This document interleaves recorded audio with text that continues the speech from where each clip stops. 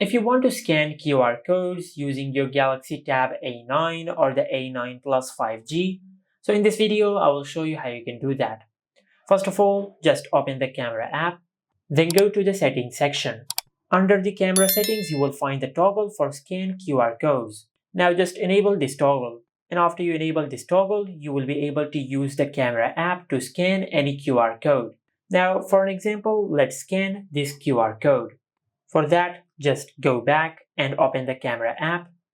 Now from here, let's scan this QR code using our tablet. Now just fit the QR code in the camera frame. And as you can see, this is the link of the QR code. Now just tap on the link to open the link of the QR code. Just like that. And this is how you can scan QR codes on the Galaxy Tab A9 or the A9 Plus 5G. Make sure to like, comment and subscribe. Thank you for watching.